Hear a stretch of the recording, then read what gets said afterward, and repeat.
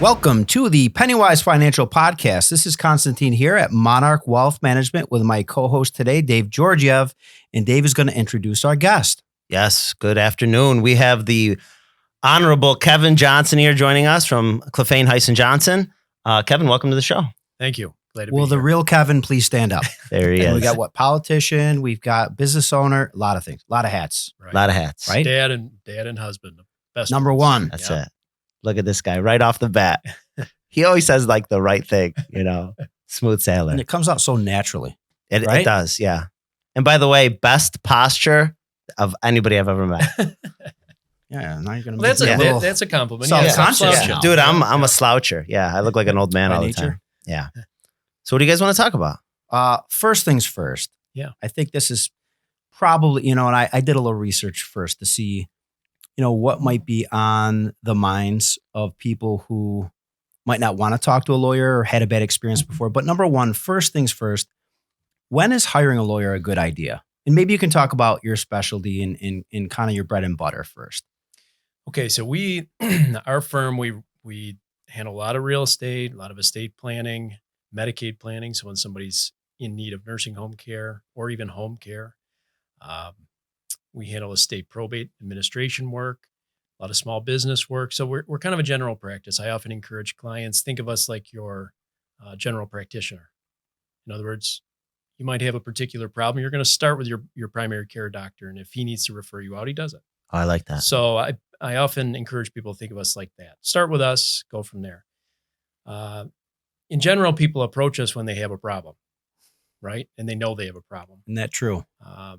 But I think some of the best representation happens when people approach us ahead of time. They're planning ahead for the potential for problems, whether that's with estates or on the Medicaid side of things. The further ahead you plan, the better. Because if you're looking, you're trying to do something in a crisis, it only adds a lot of pressure to what we're already trying to do. Trying to throw on the seatbelt right where you're about to impact Yeah, and have an right, accident, right? Right. And doesn't that happen all too often is when clients come to you and they're like, hey, mom's in a nursing home this Friday. What do we do? Like, Right. Does that happen more It often than does. you'd like? It does. In fact, most with Medicaid files in particular, oftentimes it's the last minute. Yeah. Now with our estate planning, we try to mix in, most people come in asking, I got to get a will set up. But we have that conversation about Medicaid and how you're going to fund your own chronic care should you need that someday. We have that conversation because some of the best asset protection planning is done well ahead of time. So we have that conversation ahead to try to head off that crisis moment and protect things. So like I said, if you can plan ahead, you should, but more often than not, you hit some sort of a wall, you need a lawyer, somebody tells you to go see a lawyer, and that's why people end up with us. I agree. Yeah, I think that happens a lot with us too. It's more reactive. Like, I've got a problem. Yeah. Going to retire next week. I was just laid off. What do I do? Yeah. Right. I was just going to say that I can't tell you how often that happens. That's so shocking to me. People will call and they're like, what are we in? Almost December here. Like, hey, I'm looking at retiring in April. Can you take a look at like my situation? It's like, are you kidding me? Yeah. You're retiring in 4 months and you think that, I mean, not that like we can't help and we're glad to help, but like, oh my goodness, if it's a major life changing event. Yes. And just no planning whatsoever. An ounce of planning, right, as the saying goes. So Yeah. you plan ahead. It saves you a lot in the long term. But unfortunately, a lot of things can't be planned for. Somebody's sudden death. Maybe you did a will years ago, but maybe not. Either way, we're going to be able to help you. But oftentimes the planning, the process is simpler and there's less pressure if you've done the advanced planning. Yeah. I mean, you covered a lot of different broad topics. You said estate plan and will and probate and real estate. But maybe share a little bit about what estate planning means, because that's kind of a big word. I mean, it's a loaded word. I mean, what is that? It means, I'm sure, a lot of different things to folks. Yeah, it does. So a lot of times when people come in looking for estate planning, they're really talking about Medicaid planning, or what some people might term as elder law. How do you plan ahead for nursing home care? So really, when I think of estate planning, I usually throw everything in. When we're meeting with somebody, I'm talking about how do you make sure your plans for after death are implemented? Who gets what?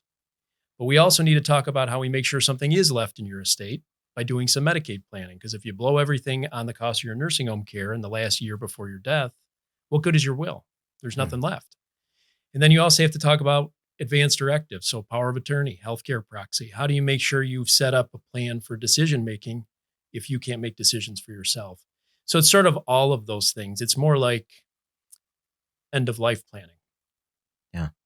Kevin, what about in situations like when you have minors, and I know the answer, but I guess just for the people listening, you have minor children, and typically you're like, all right, well, if something happens to me, pass it on to my wife or my spouse, and if something happens to both of us, pass it on to the kids. The kids are minors. What happens in that world? Sure. So a couple things important in a will at that point, because oftentimes you get young people coming in and they say, well, listen, I don't have much yet. Well, you're at the beginning of that accumulation phase in life where you will have more. More importantly, if you have young children or intend to have children soon, it's important to start thinking about, number one, how you incorporate them into your plan. Who's going to take care of them physically? Who's going to be their guardian? Who's going to take care of their money? That's also a guardian's role. And then you can also set up a minor trust within your will so that there's a way to ensure that there's some discretion, someone you trust watching over those assets that you're leaving behind for your kids.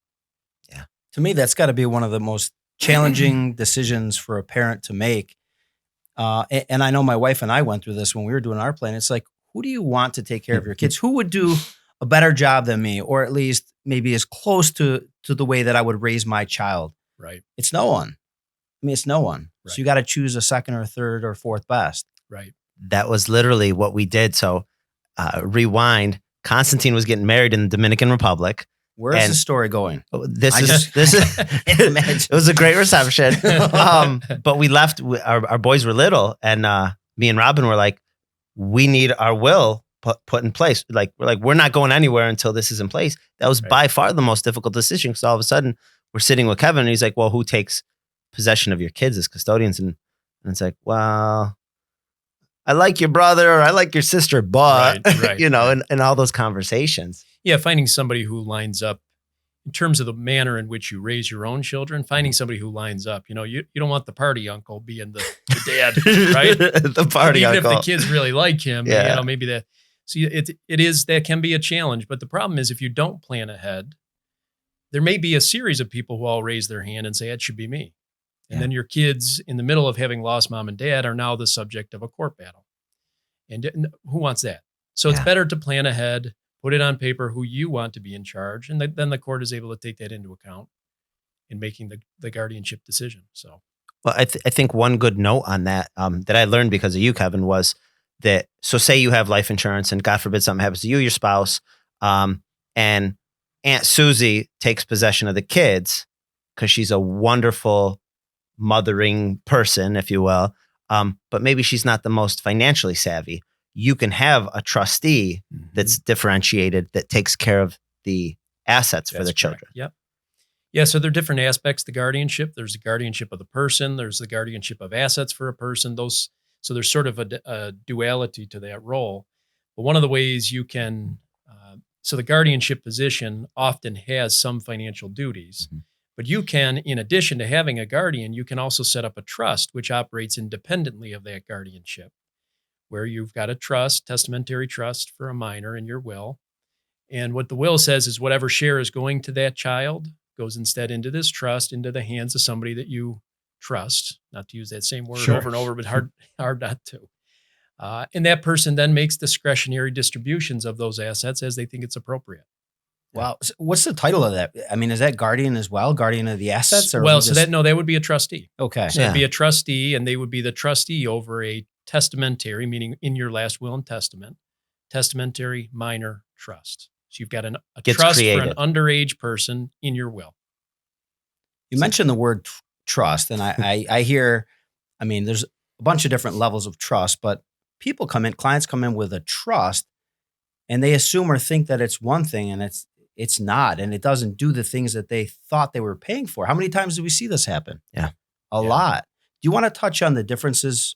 And again, very high level. Yep. Let's not get into the weeds of details, but on the different levels of trust and what they might help a client achieve. Yeah, of course. So in general, there are two particular branches of the trust world. One is a revocable, one is an irrevocable trust.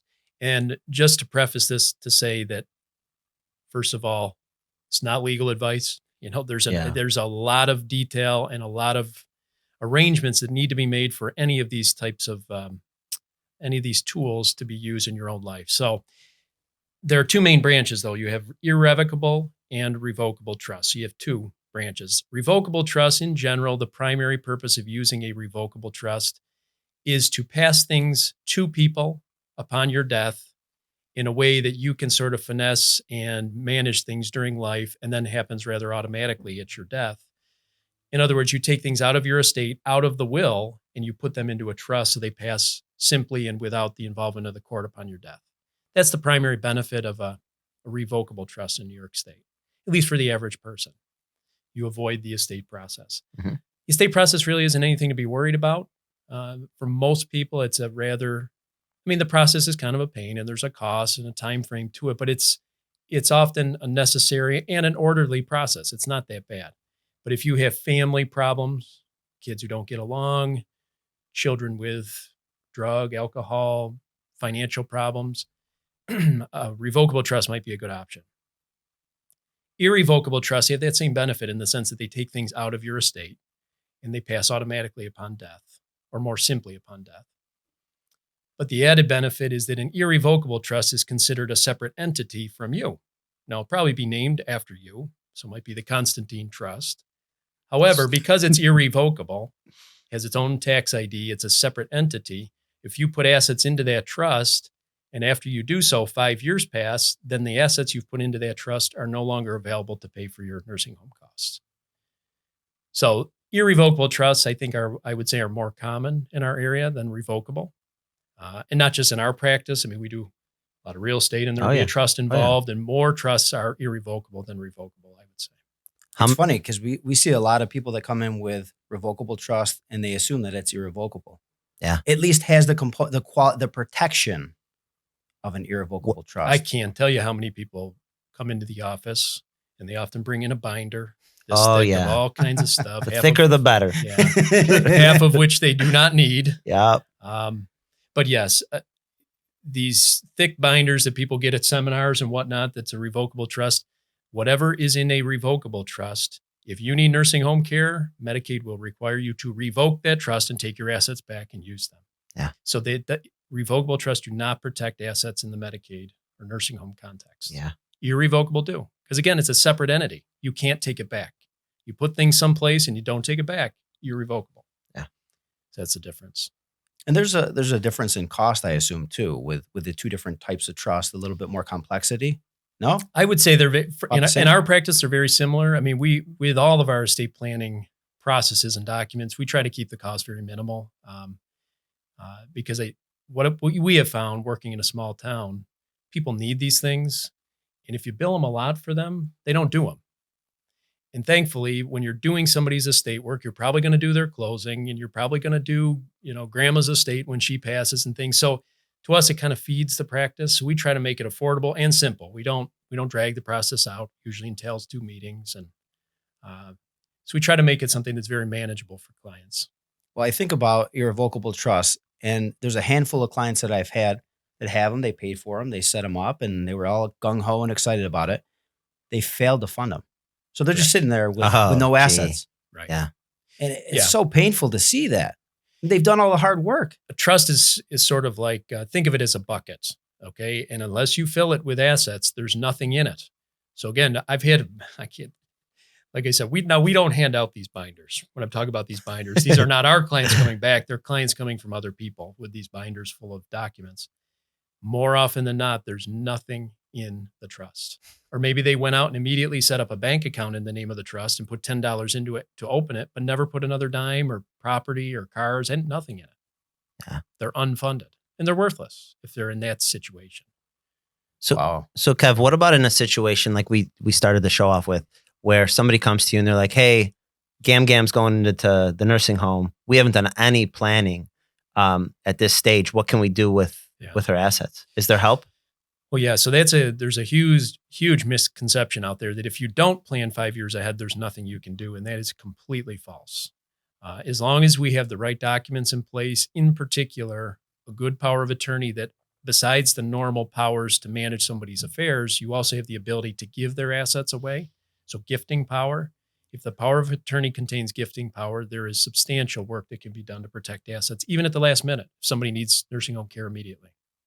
Yeah. And what do It's they good to know. I mean, like, obviously, don't quote anything here. This is just general kind of conversation, but you could keep typically about half, I've heard. Well, you can keep. Okay, so there are Asterisks, yeah, caveats. Yes, correct. yes. A lot of caveats. Seek here, legal yes. guidance. However, in general, rule of thumb: if you have a healthy spouse, so a spouse at home, Mhm. you can keep everything for that healthy spouse, despite the Medicaid. There are Medicaid rules on what the spouse who's in the community, can keep. But if you've got a good power of attorney with gifting power in it, we can, in essence, save everything for that healthy spouse. Okay. There will be some income has to be kicked in and whatnot, but in general, you can save everything for that healthy spouse utilizing a loophole in the Medicaid rules. In the second scenario, though, where either both clients are in the nursing home, so husband and wife are both in the nursing home, or one has now died and the survivor is. So in other words, there's no spouse at home, no spouse in the community. At that point, yes, about half is the guideline. Okay. But listen, if you don't have a power of attorney with gifting, you don't do any planning, you're allowed to keep about 30 grand cash. Wow. And sometimes you'll hear it teased out there, well, you get to keep the house. Well, it's half true. They will allow you to keep the house in your name. You talking surviving spouse if there's only one? No. I'm saying if you go into there is no spouse at home any longer. Yep. Sometimes you'll hear that the folks at the nursing home told me I can keep the house. Well, that's accurate in the sense they allow you to keep it in your name. However, they will then place a giant lien against the property. And upon your death, How that convenient. lien gets paid. So Yeah. the idea is that we can save at least half of what the person has for usually the kids at that point, including the value of the house. Wow. Even at the last minute. So that's one of the, because with our estate practice, we get a lot of people coming in fresh off mom or dad, having been in a nursing home and then dying. Yeah. And they tell, well, we had to spend everything. And I say, oftentimes I don't even say anything at that point because it's done. Right. You can't, It's there's over. no right. You make them feel bad about it. Yeah. But yes, there is a lot that can be done Mhm. with asterisks, Yeah. Oh, yeah. caveats, but there is a lot that can be done. And so when I say crisis moments, that's a huge one. Somebody's going to the nursing home. Somebody better go and see a lawyer quickly. I hate to throw this out there. It might be an obvious Do question. it. I don't know, but I will. I'm going to lob this out there. If there's something that can be done to preserve some, and in other cases, maybe all of the assets, what motivation is there to do pre-planning? Is it a cost differential? If I wait until the last minute and I have a need, is there more legal fees to do that last minute work?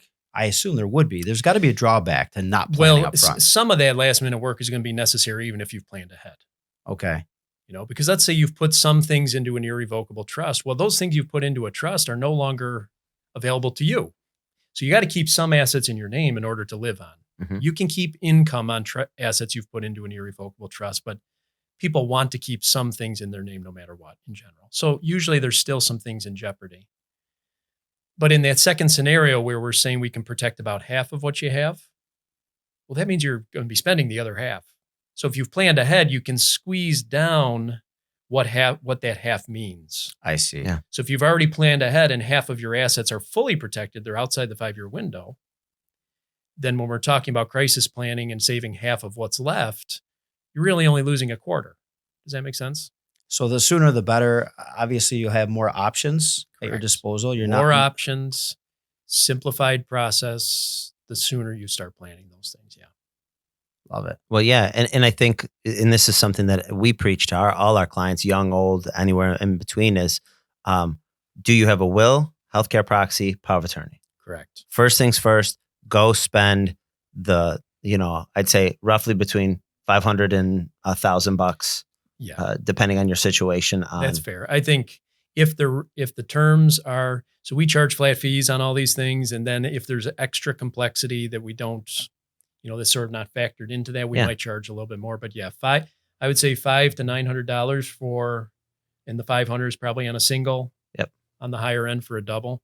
That's if you're just doing will, healthcare, proxy, power of attorney, getting those in place. But those are the three basic things that everybody ought to have. And I even encourage young people now, to at least consider a power of attorney in a healthcare proxy. Mhm. In my thinking, I've gone back and forth on that. But if you're talking as a 32-year-old about having a will in case you die, well, you might be incapacitated just as likely as you're going to die. So having a will, Mhm. power of attorney, healthcare proxy, I think is valuable at any age. Well, what's the thing that, like, if you don't have a healthcare proxy and you're in a coma or something, that the state can make decisions on your health? Isn't there something like that? Or am I just crazy? Yeah, not. Like, Well, I mean, there's certain basic legal duties the medical profession has to keep people alive unless there's directives to the contrary. Where the state might step in, I'm not sure I know the parameters of that. Okay. Not that I know. Because you hear these horror stories, like somebody's on a, life-saving Well, like machines. the Terry Schiavo case. Remember that back in the day? I know the name. I can't think of the case. Yeah. Though. There were arguments whether she had any consciousness, but basically she'd been bedridden from some sort of an accident or maybe I think hypoxia, is that lack of oxygen to the brain? I think so. You would know better. The point I have is, no idea. she was in a coma of some sort. Yeah. And the parents wanted to keep her alive because they thought she was somewhat conscious and still alive. And her husband wanted to let her die because he said that she expressed her interest in not surviving in such a state long term. Mhm. Well, she didn't have any directives in place. And so it was a long, drawn out court battle between the parents and the husband as to who got to make the call about her continued. So who does get to make the call? Well, she eventually was allowed to die. So I think the husband sort of won out at the end of the day. But yeah, so planning ahead for yourself, you prevent that type of chaos, Situation.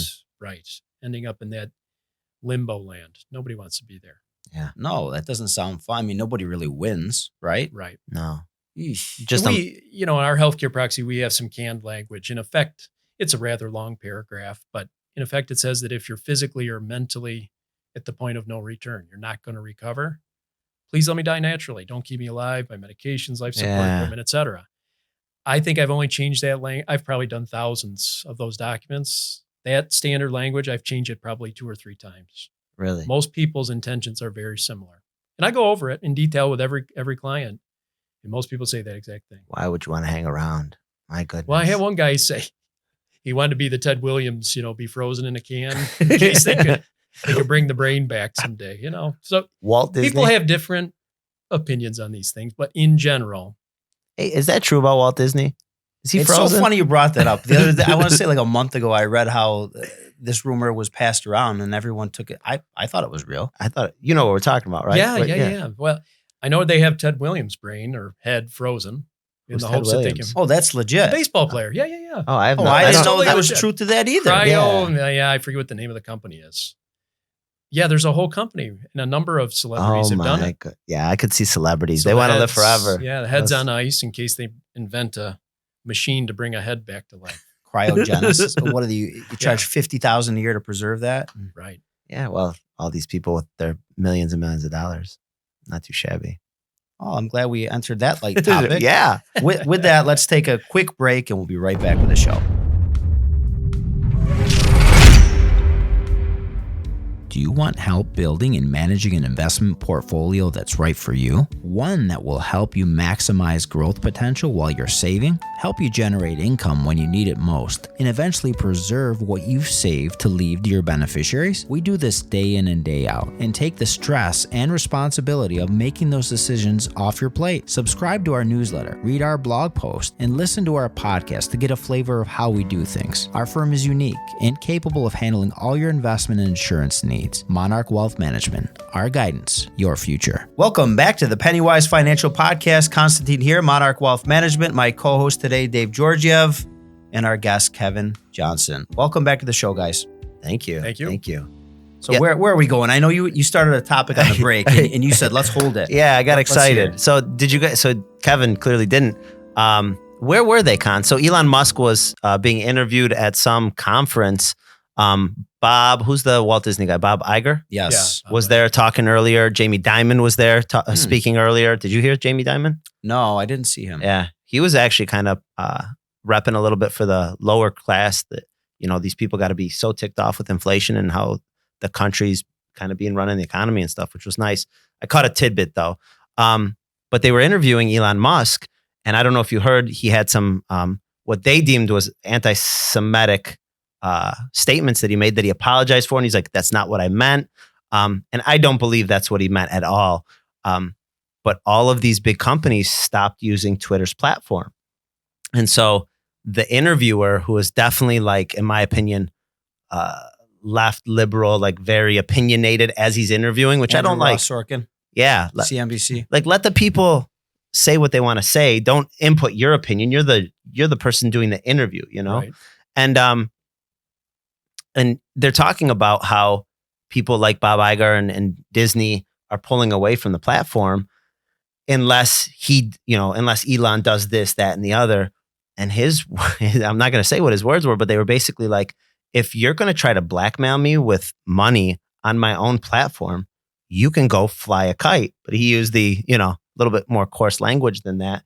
And the guy, the interviewer, what's his name? Andrew, was just so like prissy about it. He's like, oh, well, that might be fun to say, but this is real money we're talking about. Right. And Elon looked at him and was like, if somebody's going to blackmail me on what I can say and what I can't say and threaten me with funding, they can go fly. And he said it again. Right. He goes, they can go fly a kite.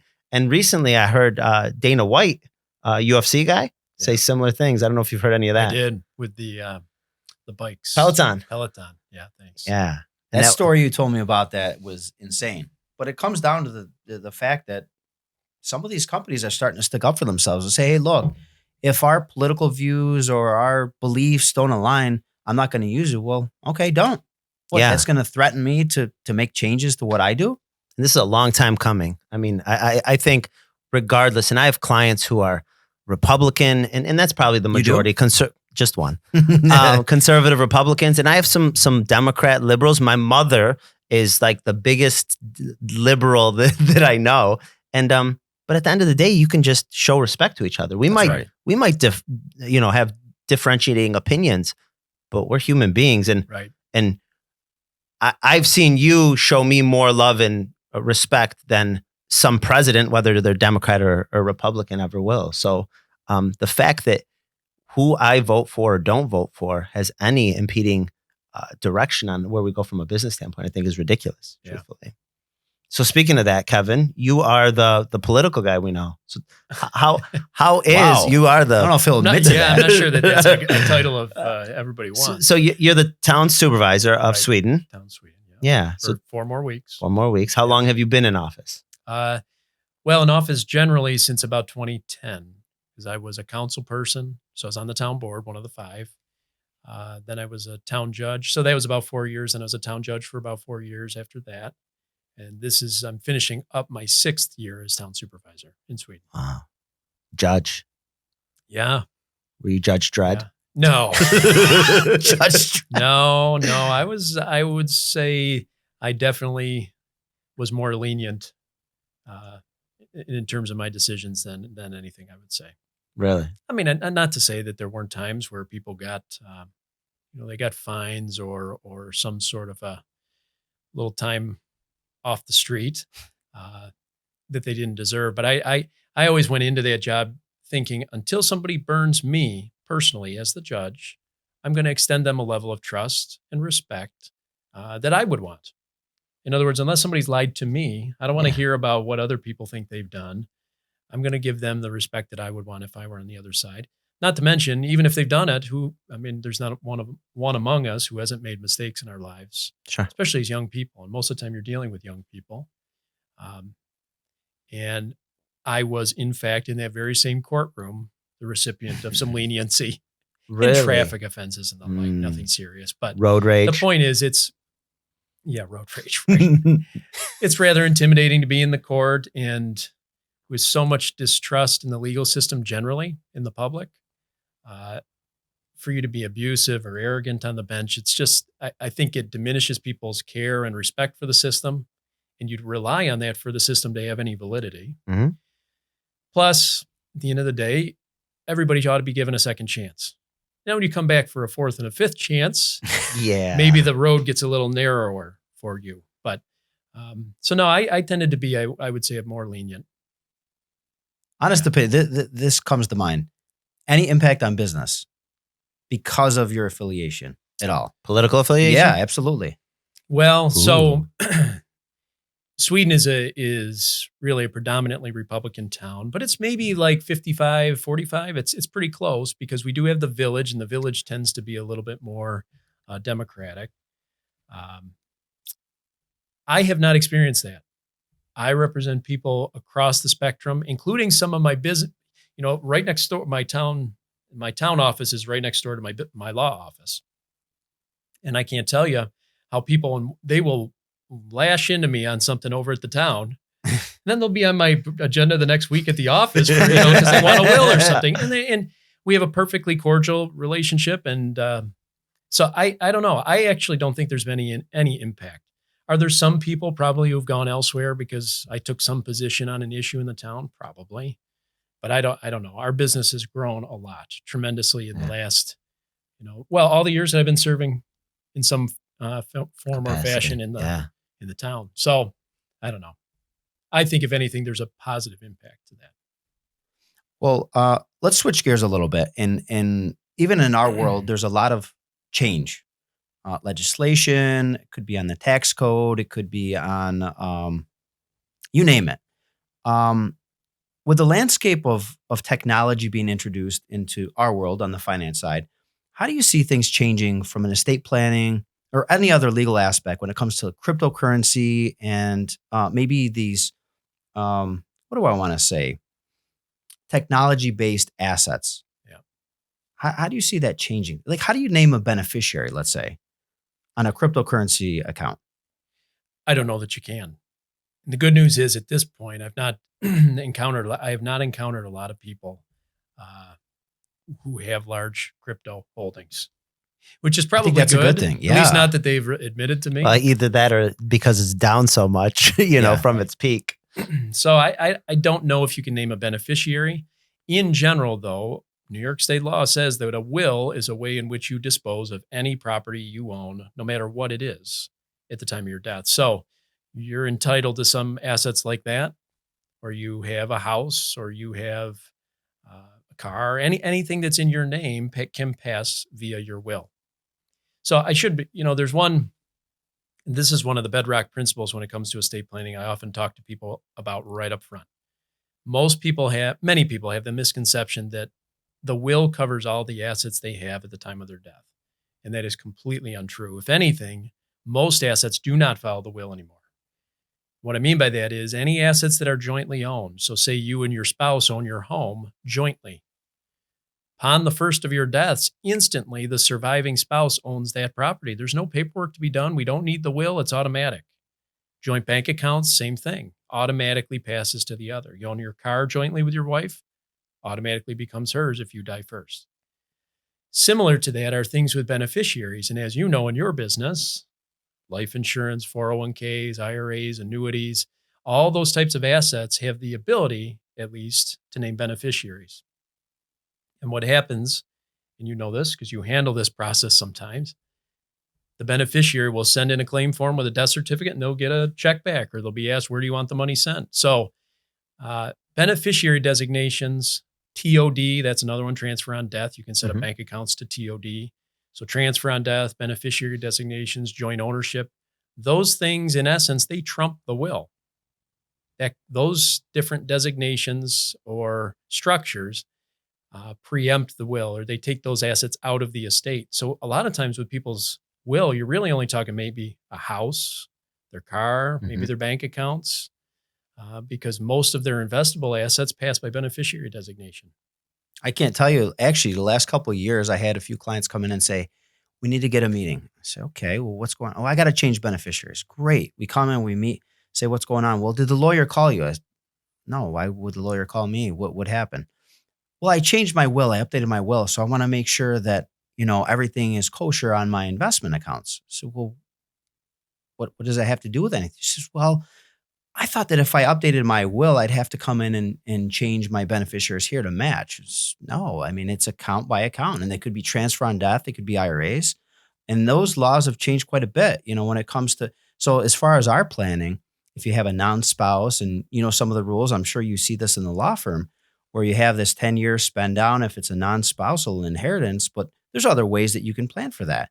And that becomes a conversation. that has opened the door to other ways of us to look at planning, whether it be via life insurance, funding other solutions to help offset some of the tax burden for those clients. Right. Yeah. So, I mean, when I think of estate planning, I think of the tax aspect, I think of the legal aspect, I think of the documents, the instruments they have set up in place. Some people have all these tools, but they don't use them. They don't fund. We mentioned funding trusts. Yeah. There's a lot of pitfalls. Well, there's sort of a balancing act that goes on with every client. We send out, when you make an estate planning appointment with us, we send out a questionnaire, and it's rather in depth. I mean, it goes into your personal history, your family history, who your relations are, all of your information. Then it has all the financial information, and we try to trigger everybody's minds. You've got the brokerage side of things, you've got real estate, you've got your retirement type assets, you've got life insurance. And we often have people cancel appointments because they say, I don't have that form done. I'm not doing all that work. I was just going to ask you. I just want a will. So the problem is those people ought to have a will. And yet, if they're not willing to do it, are you not going to help them? So I have some people come in and they literally hand me the form back and they'll have written their name on it and nothing else. And they say, I really don't want to tell you everything. And you say, well, listen, I can't give you the best advice unless I know who the people are in your life, all of that. So there is a balancing act, and sometimes you got to pry at least the minimum amount of information out so that the plan is legitimate and sound, but really you're not getting in depth into their affairs. I mean, the best type of clients are the ones who come in and they say, here's my accountant, here's my financial guy. Can you please, the three of you, coordinate to make sure everything is protected Absolutely. and you do get those, but honestly, they're the minority. You really don't have a lot of people, because all of that work also takes money. The accountant's going to be billing hourly. The folks in your profession, sometimes they're saying, well, I get paid my fee, on a more annual basis. I'm not worried about it. But sometimes they want to be paid hourly as well. And then you got the lawyer saying, and some people are like, I came in here asking for a will, and now I got 3 people sending me, big bills. So you really have to sort of right size the approach to the client. And if some people don't do sufficient planning because they don't want to get that involved in the process, and they certainly don't want to pay a lot of fees to 3 different professionals, well, then you still got to give them a plan, but it's probably not going to be as personalized and good as it could be if they involved everybody. Sure. Yeah, we have a series of questions we ask. Yeah. I don't know how complete we really get as far as the responses back. Yeah. Sometimes they're half completed. Well, I think one thing that Kevin said that we were just talking about was using your professionals to your advantage. Like those 3 components, your financial advisor, your CPA, and your attorney should be like your triangle of trust, if you will, that they should all have some sort of relationship for your benefit and working together, that when you come to me, we put together this financial plan. Hey, make sure it's buttoned up on the legal aspect with your attorney. And then, hey, let's run all this by your CPA to make sure that we're taking care of all the tax loopholes and any sort of inefficiencies that you have. Right. It's a wise move. And I'd say anybody that has $500,000 up in overall assets should take the time to make sure that those relationships are secure and they're communicating together. Certainly. Yeah. You'd be shocked how many people, even with substantial assets, do their own taxes. Now, maybe that works for you, or you don't want to pay an accountant, or you like being in depth in that. But I have found having good accounting advice has saved me a lot of money over time. Oh, yeah. And I'm not talking about anything illegitimate. I mean, legal ways of reducing your tax burden. There are so many things I never would have thought of had I not had a good accountant. So I find actually a lot of times the easiest people to plan for are small business people, because they are used to paying other professionals to help them with their business. And so when they come in to do their estate planning, they're like, oh yeah, you want my accountant? Yeah, I did. I talked to him yesterday because I was helping. Yeah. And so they understand paying other professionals for good advice because they're used to being paid for their advice on whatever they do. So a lot of times it's easier to get over that bridge with small business people because they get it. But it's harder. It's harder with a lot of folks. I don't know. Well, going back to the technology question, how do you see technology and AI and all this stuff in the future for your profession? Like, does that take over what you do? And I think of what was that website? This is old now, but what was that website? The law website. Oh, LegalZoom. LegalZoom. Yeah. That was supposed. Who needs an attorney anymore? You have LegalZoom, and it's like, yeah, okay. What's your take on it, Kev? Well, so LegalZoom, first of all, let me touch on that. A little bit of a pet peeve. Whoa, I don't know. First of all, he kind of perked up. yeah. Yeah, well, Kevin's swinging. here's the thing. Power of attorney, healthcare proxy, and a will. I've already told you those are the basics. I can't tell you how many LegalZoom documents, just for those three basic things that I have seen. Maybe there's legal problems with the way that they are structured, or practical problems too with the way they're structured. But with those documents, there's also just the process of properly executing them is rather detailed and complex. I'm not saying it's not rocket science, but there's a lot of steps that go into it. Mhm. Who signs where, witnesses, notary, all that stuff. I mean, one of the triggers always is for me, somebody will call and say, can you guys just notarize my will? And I say, wills aren't notarized in New York State. We get that call, probably once a month, we get somebody calling in. I don't need you to do my will. I just want you guys to notarize it. And the answer is wills aren't notarized in New York State. They're So not? whatever form you're using is not proper. So LegalZoom, I think people have found that there's maybe a small segment of people who have found it useful and maybe gotten some help off of it. Mhm. But really, there's just so much thinking and planning that goes into anything you do with the law that you need personalized advice. Now, when you mention technology, you think about AI and being able to ask a computer something and it spits out some sort of an educated answer. It may not be a great one, but it's something. Is that a danger in our business? It could be. Mhm. Probably could be in your business too, right? Oh yeah. Mhm. Yeah, look to the future in the market and tell me which stocks have performed best. People, I'm sure they're doing it already, right? Oh yeah. I would say that the law generally, and maybe it's New York State only, but probably all 50 states, the law tends to lag a decade or two behind the market in terms of technology. I still get faxes from a lot of other Wow. offices. Really? Okay, so, and how many other people other industries use a lot of fax machines anymore? Or WordPerfect. You ever use WordPerfect? WordPerfect. Corel? Oh No. wow, that's back in the 80s and 90s. No. Law firms all over the place still use WordPerfect. Oh. WordPerfect. I think WordPerfect is kept alive by the legal industry.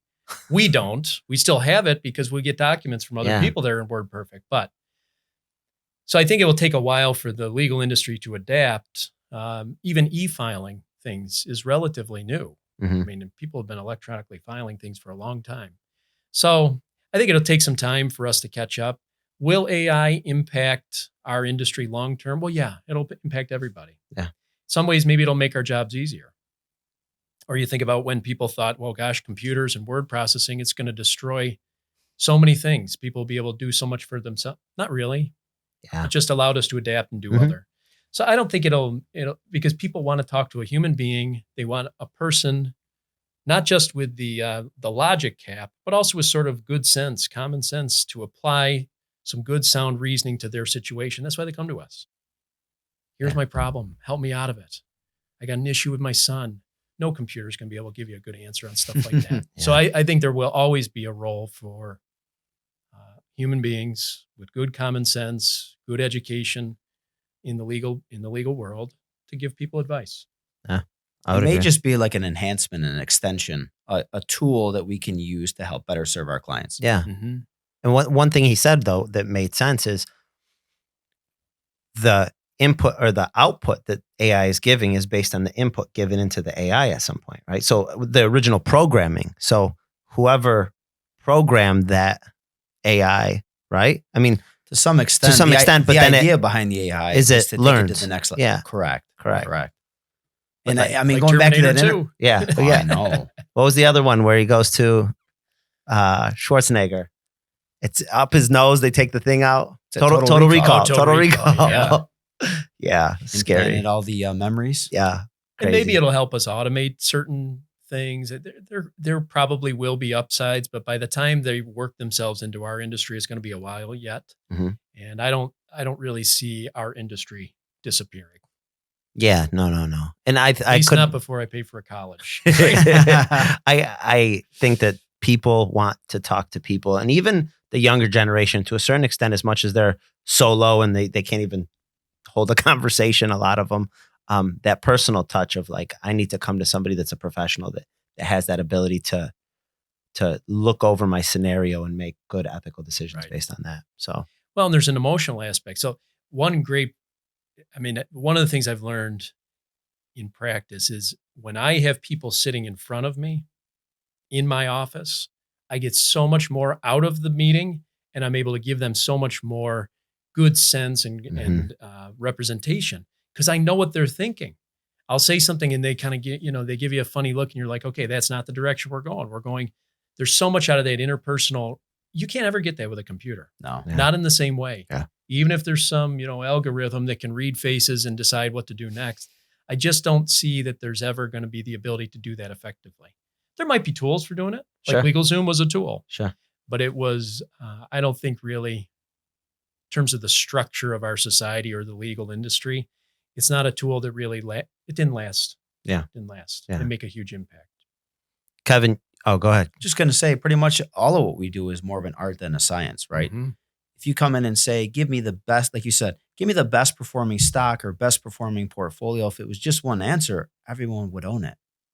I wouldn't have a job. Yep. Right. Yep. And I'm sure there's some crafting in what you do as far as your advice and drafting documents, right? You wouldn't do it the same. Bet you if you sat 5 lawyers down and I give them a scenario, I'd get a few different variations of that, solutions to it. Yeah. Same. Well, not to mention, what do you read? You read the client.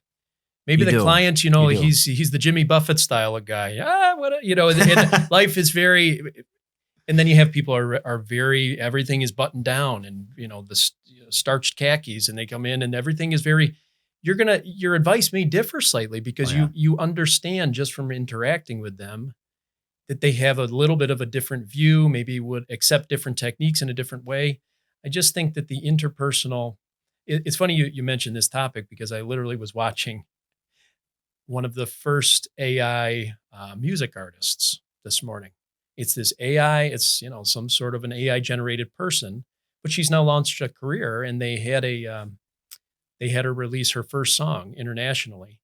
And so she's talking to the screen. This is a computer generated image, but it's apparently a unique image.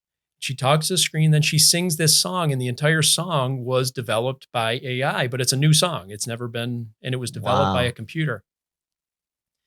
And it's funny because honestly, you could turn on some radio stations and probably hear music that sounds very similar. But not only just watching it, but listening to it, it was like lifeless and dead. It was the weirdest. It was the weirdest sense that it just wasn't a human thing. And people like people, not all people, but most people like people. Yeah. Did you have to turn off your Taylor Swift to listen to it? Okay. Turned it down. Yes. Yep.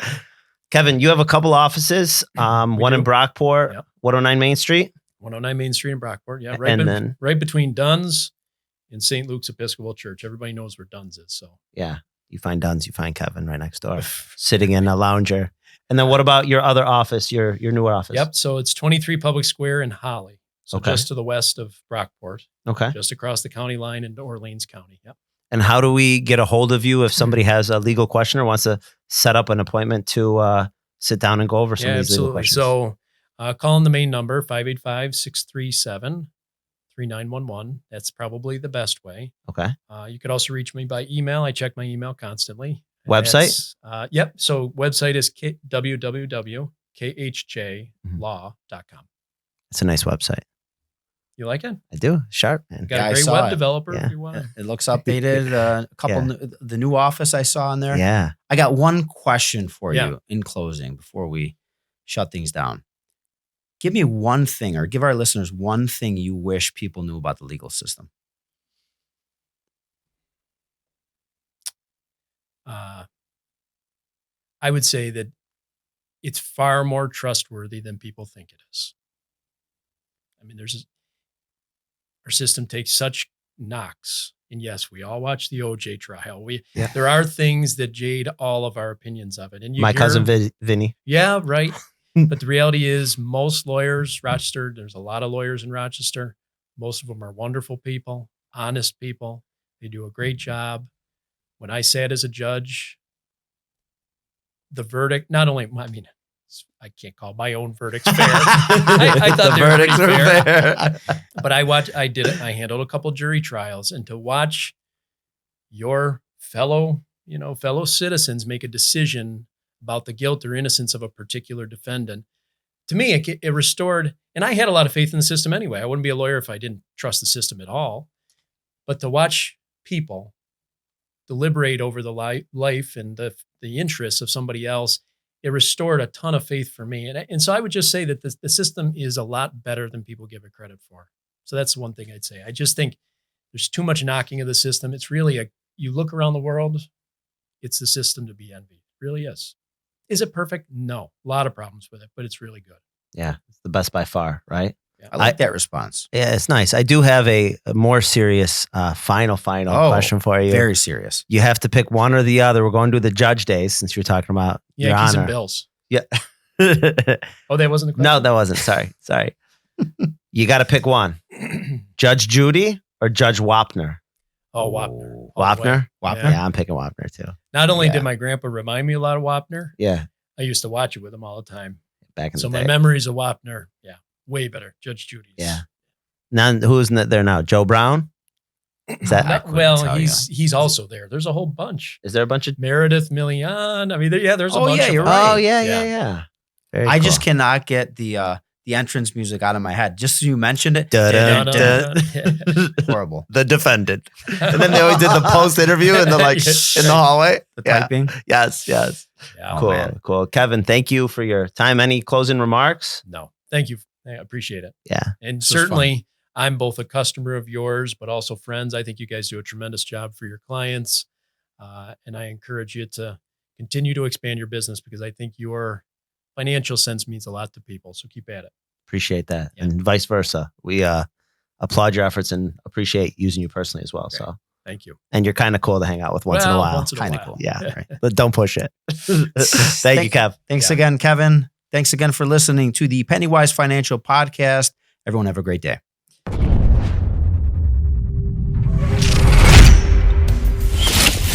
You've been listening to PennyWise Financial, brought to you by Monarch Wealth Management. Constantine and David really care about their clients. They want to make sure you're happy, so you'll continue to hire them. There's no commitments, and clients are free to leave whenever they want. Think about being able to pick up the phone and call someone for guidance and advice on almost anything, from buying a car, selling a home, buying vacation properties, or even selling a business. Reach out on the website at monarchwealthmanagement.com. There are 2 offices in Rochester and 2 offices in Buffalo. Reach out to us on Facebook, LinkedIn, Twitter, and YouTube, or call us toll free at 800-480-1580. That's 800-480-1580. Until next time, this is PennyWise Financial signing off. The opinions voiced in this program are for general information only and are not intended to provide specific advice or recommendations for any individual.